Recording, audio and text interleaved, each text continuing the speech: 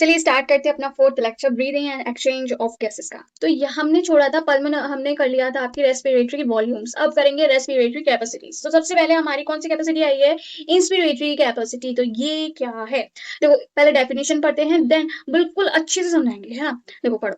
वो total volume of air a person can inspire after normal acceleration. मतलब कितना बोले तो टोटल या बोले मैक्सिमम, कितना मैक्सिमम एयर हम इनहेल कर सकते हैं या इंस्पायर कर सकते हैं after normal acceleration. Normal acceleration मतलब देखो इधर आ जाओ, हमने कहा आपसे कि कितना हम वॉल्यूम एयर का मैक्स टू मैक्स या फिर टोटल वॉल्यूम कितना हम ले सकते हैं आफ्टर नॉर्मल एक्सलेशन। तो देखो नॉर्मल एक्सलेशन ये रहा। अब देखो सांस ली छोड़ो, अब देखो सांस छोड़ो, नॉर्मली छोड़ना, इससे ले हमने छोड़ी सांस। अब हमने नॉर्मली सांस ली और कितना ले सकते हैं साथ में, और कितना ले सकते हैं?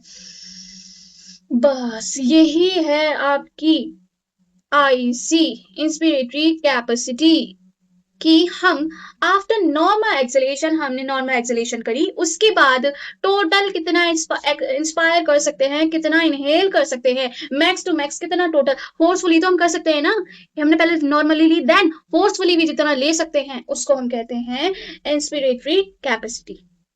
ठीक है, सिंपल। तो IC equals to TV plus IRV। समझे कुछ कि मतलब इसको हम कहते हैं, हमने शॉर्ट फॉर्म में लिख दिया है आपका इंस्पिरेटरी कैपेसिटी को कह दिया आईसी, जो कि हमारा जो नॉर्मल इनहेलेशन और फोर्सफुल इनहेलेशन को प्लस कर दो, उसी को हमारी इंस्पिरेटरी कैपेसिटी आ जाती है। अब बात करते हैं एक्सपिरेटरी कैपेसिटी के बारे में। कितने अच्छे से समझे, अब इसी को भी इतने अच्छे से समझेंगे कि टोटल वॉल्यूम या कहीं की मैक्स टू मैक्स वॉल्यूम हम कितना एक्सेल कर सकते हैं आफ्टर नॉर्मल इनहेलेशन।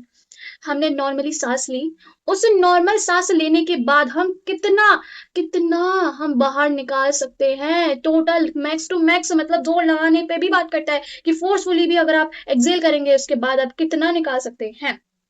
कि देखो अब हम कि नॉर्मल हम इनहेलेशन करें तो उसके बाद कितना आप एक्सेल आउट कर सकते हैं, वो याद की होती है एक्सपिरेटरी कैपेसिटी। तो क्या है एक्सपिरेटरी कैपेसिटी? हमने बोला आपसे कि आप नॉर्मली क्या करेंगे, इनहेल करेंगे। नॉर्मली इनहेल करा, ये हमने इनहेल कर लिया, ठीक है। अब मैक्स टू मैक्स आप कितना यहाँ से यूं देखते हैं, मैक्स टू मैक्स इतना इनहेल करने के बाद कितना छोड़ सकते हो गैस को। देखो नॉर्मली आपने एक्सेल कर दिया, देखो इस तरह, फिर और फोर्सफुली एक्सेल करा, इतना मैंने करा, देन क्या मैं अब इतना पार्ट जो लंग्स में बचा रहता है, हमने जो पिछली वाली क्लास में पढ़ा था, क्या इसको भी आप एक्सेल कर देंगे? नहीं कर पाएंगे। तो इतना मैक्स टू मैक्स आप एक्सेल कर सकते हैं, कितना टाइडल वॉल्यूम और आपकी रेस्पिरेटरी रिजर्व वॉल्यूम को आप एक्सेल आउट कर सकते हैं नॉर्मल कंडीशन, अगर आप नॉर्मल इनहेलेशन करते हैं तो।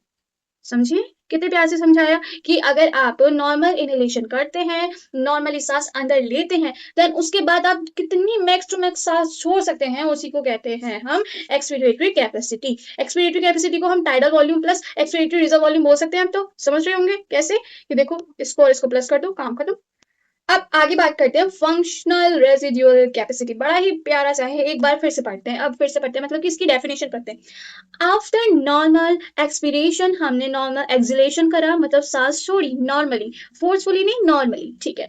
Then total amount of air left in the lungs, हमारे लंग्स में कितनी एयर बच गई सिंपल नॉर्मली एक्सलेशन के बाद। अब देखो आओ फिर से इधर देखिए जी, हमने नॉर्मली क्या करा, एक्सेलेशन करा, उसके बाद हमारी टोटल लंग प्रेजेंट, कितनी एयर प्रेजेंट है हमारे लंग्स में, वो ही होती है हमारी फंक्शनल रेजिड्यूअल कैपेसिटी। कितना प्यारा सा है यार कि मैंने क्या कहा आपसे, नॉर्मली आपने एक्सेल आउट कर दी गैस को, नॉर्मली, फोर्सफुली नहीं, नॉर्मली। देखो नॉर्मली आपने क्या करी, एक्सेल आउट कर दी, ठीक है जी। उसके बाद आपकी डेफिनेशन क्या कहती है, जो उसके बाद आपका टोटल लंग्स में कितना एयर का वॉल्यूम है, कितना एयर का वॉल्यूम है, वही वाला वॉल्यूम आपका होता है फंक्शनल रेसिडुअल कैपेसिटी।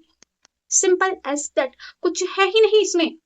देखो, इसलिए मैंने क्या कह दिया, फंक्शनल रेजिडुअल कैपेसिटी आपको कह सकते हैं expiratory reserve volume plus residual volume, ये तो रहता ही रहता है, साथ में ये भी है। अब देखो, अब कोई बोले कि दीदी ये भी हमारे लंग्स में होता ही होता है पहले से। जी हाँ बेटू जी, ये आपके लंग्स में ऑलरेडी पहले से होता ही होता है। याद रखना, बस इतना फर्क है, ये आप लंग्स से निकाल नहीं सकते और ये निकाल सकते हैं फोर्सफुल एक्सलेशन के थ्रू।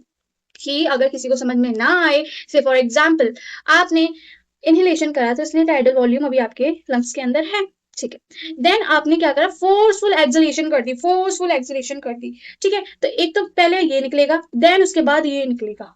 तो देखो, ठीक है, सही बात कह रही हूँ, फोर्सफुल एक्सलेशन में तो ये भी बाहर जाएगा। हाँ जी। अब मैंने क्या करा, मैंने फिर नॉर्मल ब्रीदिंग, फिर से नॉर्मल, ऐसे मतलब नॉर्मल ब्रीदिंग करी। तो पहले पता है, ये आपका जो एक्सपीरेटरी रिजर्व वॉल्यूम है वो पहले अंदर आएगा, देन आपका टाइडल वॉल्यूम आएगा। क्या हमने इसके लिए हमें फोर्सफुल इनहेलेशन करने की जरूरत है? बिल्कुल नहीं, बिल्कुल नहीं। नॉर्मली सांस लेंगे आप, ये तब दोनों के दोनों भर जाएंगे। बट इतना सा फर्क आएगा कि जब आप सांस लोगे ना, फोर्सफुल एक्सलेशन के बाद थोड़ी सी आपकी वॉल्यूम देखना, खुद से प्रैक्टिकल करके देखो। आप पहले फोर्सफुल एक्सलेशन करके देखो, मैं करके देख रही हूँ, देखना साथ में करो, मेरे साथ करो। फोर्सफुल एक्सलेशन कर दी। अब मैं सांस लूंगी ना, मेरे कैसे बताऊं, मैं बोल तो सकती नहीं हूँ सांस लेते टाइम। तो अब मैंने जब फोर्सफुल एक्सलेशन करी ना, जब मैं इनहेलेशन करूंगी इसके डायरेक्ट बाद नॉर्मली इनहेलेशन, तो एज कंपेयर टू मैं जब नॉर्मल एक्सलेशन करती हूँ, मैं जब फोर्सफुल एक्सलेशन करूंगी तो तब मैं जब इनहेलेशन करूंगी थोड़ा सा अमाउंट ज्यादा जाएगा। क्यों? क्योंकि मुझे ये भी भरना है। क्या बोला मैंने? जब मैं नॉर्मल एक्सलेशन करती हूँ तो मुझे नॉर्मल इनहेलेशन में जितना वॉल्यूम चाहिए उतना ही वॉल्यूम मुझे भरना होता है, ठीक है। बट मैंने फोर्सफुल एक्सलेशन करा तो थोड़ा सा ज्यादा आपका, जब नॉर्मल इनहेलेशन करेंगे जो वॉल्यूम होगा इनहेलेशन का वो इस टाइम थोड़ा सा ज्यादा होगा। क्यों? क्योंकि आपको ये वाला वॉल्यूम भी अंदर लेना है, ये आपके लंग्स में होता ही होता है। अगर आपने इसको अपने फोर्सफुली एक्सलेशन करी तब ये निकल जाता है, और फोर्सफुली एक्सलेशन में बेटा जी ये नहीं निकलता, आपका आरबी नहीं निकलता, रेजिडुअल वॉल्यूम नहीं निकलता। तो वही अब मैं कह रही हूँ, अगर मैंने नॉर्मली एक्सलेशन करा, मतलब कि नॉर्मली ब्रीदिंग करी, नॉर्मली ब्रीदिंग करी, तो पहले आपका ये भरेगा, देन ये भरेगा, ठीक है। पहले आपका ये भरेगा, इसके बाद ये भरेगा, बस और कुछ भी नहीं है इसमें, ठीक है जी, ठीक है। अब आगे बढ़ते हुए आपकी दूसरी चौथी कैपेसिटी है वाइटल कैपेसिटी। सेम उसी की तरह करेंगे जैसे अभी तक करते हुए आए हैं, कि पहले डेफिनेशन पढ़ेंगे देन इस डायग्राम के थ्रू समझेंगे, ठीक है। अब देखो, आफ्टर फोर्सफुल इनहेलेशन, मैंने सांस ली, फोर्सफुली ली, तो उसी में total amount of air person can be exhale, मतलब उसके बाद में कितना टोटल, जितना मैं अपनी तरफ से निकाल सकती हूँ अपनी लंग्स में से एयर, वो कितनी होगी, उसी को कहते हैं वाइटल कैपेसिटी। मतलब क्या है, देखो इधर से आ जाते हैं। मैंने कहा, अब इधर कह रहे फोर्सफुल इनहेलेशन करने के बाद, देखो नॉर्मल इनहेलेशन, फोर्सफुल इनहेलेशन कर ली हमने, ठीक है। इसके बाद हम कितना एक्सपायर कर सकते हैं, कितना एक्सपायर कर सकते हैं, इसको एक्सपायर करेंगे पहले जो तो हमने लिया है, देन टाइडल वॉल्यूम को एक्सपायर करेंगे नॉर्मली, देन हम फोर्सफुली इसको भी तो निकाल सकते हैं, फोर्सफुली एक्सलेशन करेंगे ना। तो ये तीनों के तीनों हम निकाल सकते हैं, ये तो रहेगा ही रहेगा लंग्स में, नहीं तो कोलैप्स कर जाएंगे लंग्स, तो ये कभी निकल ही नहीं सकता। तो ये हम निकाल सकते हैं बाहर आफ्टर फोर्सफुल इनहेलेशन। तो ये जो सारी आपकी ये तीनों के तीनों को प्लस कर दूं, वही आपकी आ जाती है वाइटल कैपेसिटी। देखो कितना प्यारा सा कॉन्सेप्ट है, और कुछ है भी नहीं इसमें, बस एक बार समझना है और याद रखना है कि अगर हम फोर्सफुल इनहेलेशन करते हैं तो जो टोटल एयर आप उसके बाद एक्सेल आउट करते हैं, वो उसका वॉल्यूम कितना वॉल्यूम होता है, उसी को कहते हैं वाइटल कैपेसिटी। अगर नहीं समझ में आया, फिर से एक और इधर दूसरी डेफिनेशन में समझा रखा है, देखो कि आफ्टर फोर्सफुल एक्सलेशन, मैंने निकाल दी जितनी भी एयर थी, मतलब जितनी मेरे लंग्स में ERB था मैंने उसे निकाला, मतलब फोर्सफुल एक्सलेशन करा, तो उसके बाद मैं कितना इनहेल कर सकती हूँ, दी मैक्सिमम या total amount of air person can inhale. फिर से आते हैं इस पे कि देखो जी, हमने क्या करा, फोर्सफुली एक्सेल कर दिया, देखो इधर फोर्सफुली मैंने इसको निकाल दी, ठीक है जी। अब मैं कितना इनहेल कर सकती हूँ, अभी क्या बताया था, अगर फोर्सफुली एक्सेल आउट करेंगे, ठीक है, फोर्सफुली एक्सेल आउट करेंगे तो पहले तो आपका ये भरेगा, देन ये भरेगा, पर मैं मैक्स टू मैक्स कितना इनहेल कर सकती हूँ, क्या मैं ये भी तो इनहेल कर सकती हूँ, मतलब कि ये फोर्सफुली इनहेलेशन तो मैं कर सकती हूँ ना, फोर्सफुली इनहेलेशन। तो पहले ये भरा जाएगा, फिर ये भरा जाएगा, फिर ये भरा जाएगा, फोर्सफुली इनहेलेशन भी होगी आपकी, क्या समझे कि अगर मैं नॉर्मली नहीं फोर्सफुली एक्सलेशन करती हूँ, क्योंकि आपका ये भी निकल चुका है, उसके बाद मैं कितना अपने लंग्स में एयर भर सकती हूँ मैक्स टू मैक्स बताओ। मैंने ये भी निकाल दिया, देखो ये तो ये होता ही है, ये था मेरे लंग्स में, पर मैंने क्या करा, फोर्सफुली एक्सलेशन कर दी, फोर्सफुली एक्सलेशन कर दी, तो ये आपका निकल गया, ये आपका निकल गया, ठीक है। तो अब मेरे को ये भरना पड़ेगा पहले, देन ये भरा जाएगा, मैक्स टू मैक्स कितना भर सकती हूँ, ये भी भर सकती हूँ, तो मैंने ये सब भर डाला। तो यही पहले वाली डेफिनेशन कह रही थी, वो कुछ और तरह से कह रही थी, दूसरी वाली डेफिनेशन भी यही कह रही है, मतलब इन तीनों का सम आपका क्या होता है, वाइटल कैपेसिटी होता है, सिंपल एज दैट। कितना प्यारा कॉन्सेप्ट है, बस यही इधर बता रखा है और कुछ भी नहीं है। वाइटल कैपेसिटी क्या हो जाती है आपकी, मतलब वाइटल कैपेसिटी हो जाती है आपकी inspiratory reserve volume plus tidal volume plus आपका एक्सपिरेटरी रिजर्व वॉल्यूम, ये इन सब का सम हो जाता है आपकी क्या, वाइटल कैपेसिटी। अब आगे बढ़ते हुए टोटल लंग कैपेसिटी। अब बेटा जी जितनी की जितनी सारी के सारे आपने रेस्पिरेटरी वॉल्यूम्स पढ़े थे ना, उन सबको ऐड कर दो, मजाक के लिए, फिर भी वही होता है इसका मतलब। क्या मतलब होता है, देखो समझो डेफिनेशन से, फिर हम फिर से देखते हैं। आफ्टर फोर्सफुल इनहेलेशन, मैंने फोर्सफुल इनहेलेशन कर दी, इनहेलेशन करी, है ना। अब उसके बाद total amount of present in the lungs, कितनी एयर हमारे फोर्सफुल इनहेलेशन के बाद अब एयर प्रेजेंट है हमारे लंग्स में, उसी को कहते हैं टोटल लंग कैपेसिटी। अब देखो जी, मैंने नॉर्मल इनहेलेशन करा, फोर्सफुल इनहेलेशन कर दिया, अब बताइए कितनी एयर प्रेजेंट है। ये आपकी प्रेजेंट होती ही होती है ना, ये भी प्रेजेंट होती ही होती है, क्योंकि मैंने नॉर्मल इनहेलेशन करा फिर फोर्सफुल इनहेलेशन करा है, तो मतलब ये चारों की चारों प्रेजेंट हैं अभी हमारे लंग्स में। Inspiratory reserve volume, tidal volume, expiratory reserve volume and आपका रेजिडुअल वॉल्यूम, यही सब के सब ऐड होके आपके हो जाते हैं टोटल लंग कैपेसिटी। क्या मतलब प्रैक्टिकली बोले तो आपका मतलब होता है कि अगर हम फोर्सफुल इनहेलेशन करते हैं तो उसके बाद कितनी एयर हमारे लंग्स में प्रेजेंट है, उसको कहते हैं हम टोटल लंग कैपेसिटी। अगर आपको याद करना है तो सारी जो भी आपकी रेस्पिरेटरी वॉल्यूम्स है उनको प्लस कर दो, वही आपका आ जाता है टोटल लंग कैपेसिटी। बस इतना ही है। आगे बढ़ते हुए ये आपकी एनसीईआरटी में थोड़ा सा क्या लिखा हुआ है, देखो आपका spirometer can't measure residual volume and capacity that have residual volume। क्या मतलब है, देखो जिस भी कैपेसिटी के पास रेजिडुअल वॉल्यूम होगा और खुद रेजिडुअल वॉल्यूम हम इस डिवाइस से मेजर नहीं कर सकते। क्यों नहीं कर सकते, क्योंकि बेटा ये ऐसा डिवाइस होता है, हम फूक मार मार के ना उन बॉल्स को ऊपर उठा के, ये कुछ इस टाइप का होता है, मैं कैसे बताऊं, मैं लेके नहीं आई, नहीं लेके आना चाहिए तो चलो छोड़ो। तो इस बार आपको इतना ही याद रखना है, इसमें और कुछ है नहीं वैसे, कि जिसमें भी आपका रेजिडुअल कैपेसिटी आ जाए, खुद रेजिडुअल सॉरी रेजिडुअल वॉल्यूम, खुद रेजिडुअल वॉल्यूम, और आपका जिन जिन कैपेसिटीज में रेजिडुअल वॉल्यूम आता है, मतलब आपकी एक तो टोटल लंग कैपेसिटी में एंड आपका फंक्शनल रेजिडुअल कैपेसिटी में, वो मेजर नहीं कर सकते हम इस डिवाइस के थ्रू। ठीक है जी, ठीक है। और क्या है इधर कि all these volume and capacities have clinical significance. हाँ जी, इनके थ्रू हम पता करते हैं हमारे लंग्स में कोई प्रॉब्लम तो नहीं है, इसलिए तो इनका क्लिनिकल सिग्निफिकेंस है। ठीक है, ठीक है। आगे बढ़ते हुए अब देखते हैं हम एक्सचेंज ऑफ गैसेस कैसे करते हैं, किस किस फैक्टर्स पे हमारी एक्सचेंज ऑफ गैसेस मैटर करता है, किस किस फैक्टर पे डिपेंड करता है। वो आपके कुछ 3 फैक्टर होते हैं मेजरली। एक आपका होता है थिकनेस ऑफ डिफ्यूजन मेम्ब्रेन, अभी पढ़ेंगे क्या होता है, solubility of gas and partial pressure of gas. क्या है, ये तीनों चीज पढ़ते हैं। पहले इधर आ जाइए, ये आपका डायग्राम, ये आपकी एल्विलाई, ठीक है। एल्विलाई की वॉल किससे बनी हुई होती है, आपकी सिंपल स्क्वामस एपिथेलियम से। ठीक है जी। देन ये आपका पल्मोनरी कैपिलरीज, उसकी वॉल किससे बनी हुई होती है, कौन सा सेल हमने पढ़ा था, किस टिश्यू से होती है, आपकी सिंपल स्क्वामस एपिथेलियम होती है। लेकिन हमने इस कैपेसिटी की सॉरी कैपिलरी के लिए एक सिंपल एक नेम दे देते हैं हम, specific name endothelium, simple simple. और इनके बीच में एक सब्सटेंस है, दिख रहा होगा, उसे कहते हैं बेसमेंट सब्सटेंस, जो कि नॉन सेलुलर होता है। तो अब देखो ये तीनों की तीनों मतलब कौन, simple squamous epithelium of alveoli, ठीक है, basement substance and endothelium of pulmonary capillary, ये तीनों की तीनों मिलकर आपकी बनाती हैं डिफ्यूजन बाउंड्री, इसके थ्रू आपकी गैस एक्सचेंज होती है, as you can see here. ठीक है, ठीक है। तो अब इसमें क्या कहते हैं कि थिकनेस ऑफ डिफ्यूजन मेम्ब्रेन, जो कि आपकी एनसीईआरटी के अकॉर्डिंग कहते हैं ये लेस देन 1 mm की थिकनेस होती है। इस डिफ्यूजन बाउंड्री की या इस डिफ्यूजन मेम्ब्रेन की जो थिकनेस होती है 1 mm से कम होती है, लेस देन 1 mm, जिसकी वजह से आपका जो डिफ्यूजन है बहुत इजीली हो जाता है। ठीक है। अब आगे बढ़ते हुए सॉल्युबिलिटी, सॉल्युबिलिटी देखो जिस भी गैस की अच्छी होगी इसका मतलब कि डिफ्यूजन ज्यादा हो, ज्यादा जिसके साथ घुल मिल जाए, है ना, वही बात है। अब देखो आपकी एनसीईआरटी कहती है जो आपकी कार्बन डाइऑक्साइड है 20 to 25 times more soluble than oxygen. तुम समझ रहे हो कितना ज्यादा, मतलब ये कुछ x% ये सॉल्युबल हो रही है हमारी बॉडी में, तो ये 25x टाइम सॉल्युबल है। तो समझ रहे हो कितना ज्यादा सॉल्युबल है कार्बन डाइऑक्साइड। एंड अब देखो क्या क्या कहती है एनसीईआरटी, विच इज वाई आपका जो कार्बन डाइऑक्साइड है diffuse across the membrane per unit difference in partial pressure is such greater higher than या greater भी बोलो ऑक्सीजन। क्या मतलब है इस लाइन का, कुछ समझ में आया नहीं है? चलो देखो समझते हैं इस लाइन का मतलब क्या है।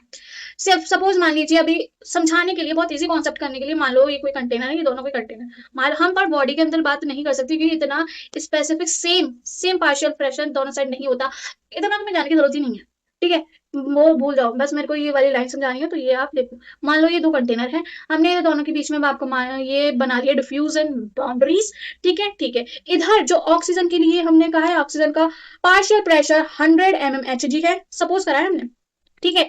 और वहीं इधर हमने कार्बन डाइऑक्साइड के लिए इधर भी सेम माना है, इधर भी 100 mmHg है।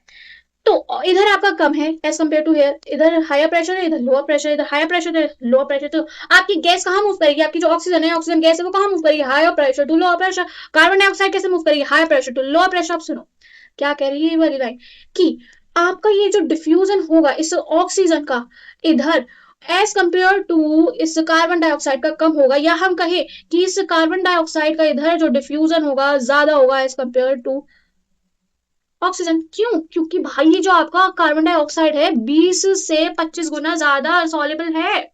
वही बात है कि इधर ज्यादा डिफ्यूज होकर चली जाएगी, इधर ज्यादा डिफ्यूज होकर चली जाएगी, इधर जो कार्बन ऑक्सीजन है वो थोड़ा कम डिफ्यूज होगी, बस यही बात है इधर कहने की, और कुछ भी नहीं है, बस इतना। अब आगे बढ़ते हुए पार्शियल प्रेशर कैसे वही डिपेंड करता है, ऑब्वियसली आपकी जो एयर मूव करती है higher partial pressure low partial pressure, जहाँ पे हायर पार्शियल प्रेशर होगा वहां से कहाँ पे मूव कर जाएगी, स्लो पार्शियल प्रेशर। तो बेसिक फंडामेंटल है ना, ठीक है जी। अब आगे बढ़ते हुए कि exchange of gases between alveoli and pulmonary capillaries, तो इनके बीच में कैसे एक्सचेंज हो रहा है, देखो भाई इधर हमारा एटमॉस्फेयर, ठीक है, बाहर की साइड ये हमारी एल्वेलाई, और ये प्राइमरी हमारी, सॉरी प्राइमरी कह रही हूँ, पल्मोनरी कैपिलरीज, ठीक है जी। बाहर जो ऑक्सीजन है उसका प्रेशर होता है आपका 159 mmHg, क्योंकि हमारी ऑक्सीजन को अंदर आना है तो मतलब higher partial pressure to lower partial pressure आएगी, तो इससे तो कम ही होना चाहिए अंदर का प्रेशर, जी हाँ, इसलिए 104 mmHg होता है एल्वेओलाई के अंदर हमारी ऑक्सीजन का पार्शियल प्रेशर, ठीक है। अब इसे हमें पल्मोनरी कैपिलरी में भेजना है, तो मतलब इधर से कम ही होना चाहिए अंदर, अल्टीमेटली हमें टिश्यू पे जाना है, वो हम कल करेंगे। तो अल्टीमेटली इसे तो जाना अंदर ही है ना, तो इसलिए high partial pressure to low जाएगी, तो इधर हाई है एज कम्पेयर टू 40, तो भाई इधर लो है तो इधर से इधर भाग आइए, डिफ्यूजन हो जाएगा, ठीक है। वही हम बात कर ले किसी कार्बन डाइऑक्साइड की, पल्मोनरी कैपिलरी में इसका पार्शियल प्रेशर होता है 45 mmHg, और एल्वियोलाई में इसका होता है 40 mmHg। तो higher partial pressure to lower partial pressure ये भाग जाएगी, एंड आप जब एटमॉस्फेयर में देखेंगे, एटमॉस्फेयर में आपकी कार्बन डाइऑक्साइड होती है 0.3 mmHg, बस 40 से तो बहुत ही कम है ना, तो इसलिए ये आपका इधर भाग जाएगी, higher pressure to lower pressure, बस सिंपल एज दैट। कल अच्छे से देखेंगे इसके बारे में, ठीक है जी। आगे बढ़ते हुए कुछ क्वेश्चन से फटाफट से कर लो कि इसमें सही बात हो गलत बात हो। The partial pressure of gases solubility and thickness of diffusion membrane are essential factor for exchange of gases. अभी क्या पढ़ रहे थे अभी क्या पढ़ रहे थे, यही तो पढ़ रहे हैं। अब मैं इसका एक्सप्लेनेशन नहीं दूंगी भाई, मैंने अभी भी बताया, ट्रू है ये, ठीक है जी। all the factor in our body are favorable for diffusion oxygen from tissue to alveoli. भाई जी हमें टिश्यू टू एल्वेओलाई बाहर थोड़ी लेके आनी है ऑक्सीजन को, हमें तो अंदर भेजना है, एल्वेओलाई टू टिश्यू भेजनी है। ये वाला लाइन आपको कल और अच्छे से समझ में आएगी, अभी के लिए नहीं समझ में आया तो कल समझ लेना, नहीं तो कुछ इसमें है नहीं ऐसा। एंड ये तो मतलब गलती हो गया, आगे बढ़ते हैं कि आगे की स्टेटमेंट सही है कि दैट ऑफ आपका जो कार्बन डाइऑक्साइड है उसको हमें मूव कराना है एल्वेओलाई टू टिश्यू। नहीं, हमें कार्बन डाइऑक्साइड हमारा वेस्ट होता है, क्या हमें टिश्यू के पास भेजना है, नहीं, हमें बाहर लेके आना है, टिश्यू टू एल्वेओलाई लेके आना है, एल्वेओलाई टू टिश्यू नहीं। तो ये वाली ऑटोमेटिकली गलत है, ये वाला सही, ये वाला गलत है। आगे बढ़ते हुए अब इसमें भी बताओ सही गलत बात, सही बात और गलत बात का पता लगाइए। If an increase in pulmonary volume, ठीक है, अगर हम वॉल्यूम बढ़ाते हैं तो इंक्रीज होता है आपका इंक्रीज करता है आपका इंट्रापल्मोनरी प्रेशर। भाई आपने तो इधर केमिस्ट्री ही फेल कर दी, आपका पी इनवर्सली प्रोपोर्शनल होता है वी के, या वी इनवर्सली प्रोपोर्शनल होता है पी के। अगर आप वॉल्यूम इंक्रीज करते हैं तो प्रेशर कम होगा, ये तो गलत बात हो गई, पहले ही आगे बढ़ने की जरूरत नहीं पड़ी हमें। अब कहते हैं acceleration of diaphragm and intercostal muscle reduce the thoracic volume. भाई बिल्कुल सही बात है, पहले आपका डायाफ्राम रिलैक्स, मतलब पहले आपका कॉन्ट्रैक्ट होगा, रिलैक्स बाद में होगा। ठीक है, मतलब मैं ये कह रही हूँ, मान लीजिए ये कॉन्ट्रैक्ट था, मतलब ये फ्लैट था, ठीक है जी, तो आपकी लंग्स कुछ इस तरह से थी, उसके बाद ये रिलैक्स हो गया, तो रिलैक्स में डोम शेप हो गया, डोम शेप हो गया, ठीक है, तो ये इसमें प्रेशर घट नहीं, मतलब कि इसमें वॉल्यूम घट नहीं गया, दिख नहीं रहा इसमें, बिल्कुल दिख रहा है, तो बिल्कुल सही बात कह रहा है कि रिलैक्सेशन हुआ किसका, डायाफ्राम का और इंटरकोस्टल मसल का, तो जिस वजह से आपका थोरेसिक वॉल्यूम घट गया। जी बिल्कुल सही बात है, रिड्यूस हो गया। पहली बात गलत है, दूसरी बात सही है। अब आगे बढ़ते हुए फिर से इसमें सही बात और गलत बात का पता लगाना है कि अब देखो एनसीईआरटी की एज इट इज लाइन दे रखी है, देखते हैं किसने ज्यादा पढ़ा है। The anatomical setup of lungs in thorax is such that any change in the volume of thoracic cavity will be reflected in the lung capacity. Obviously, as it is NCERT की line है, अगर पढ़ी हो NCERT, बिल्कुल सही बात है। हम अगर थोरेसिक कैविटी में कुछ चेंजेस आते हैं तो वो आपके लंग की कैविटी में दिखाई देते हैं, ऐसा हमारे लंग का सेटअप है, एनाटॉमिकली सेटअप है। ठीक है जी, ठीक है। अब नेक्स्ट ये वाली बात तो सही है। Next, such an arrangement is essential for breathing as we can directly alter the pulmonary volume. हम डायरेक्टली ऑल्टर कर सकते हैं लंग्स का वॉल्यूम? जी नहीं बेटा जी, पहले थोरेसिक कैविटी के वॉल्यूम में चेंज आएगा, तब जाके हम पल्मोनरी वॉल्यूम को ऑल्टर कर सकते हैं, डायरेक्टली नहीं कर सकते। कांट डायरेक्टली ऑल्टर, ये एनसीईआरटी की लाइन है बेटा, ये वाला तो हो जाता है। अब आगे देखो, arrange the following order, increasing order में लगानी है सब रेसिडुअल वॉल्यूम्स को। ये इसकी वॉल्यूम 500 होती है, 500, ये आपकी रेसिडुअल होती है इतनी, अब लगाते रहना भाई, मैं बता दे रही हूँ। और इसकी होती है आपकी इतनी 3000।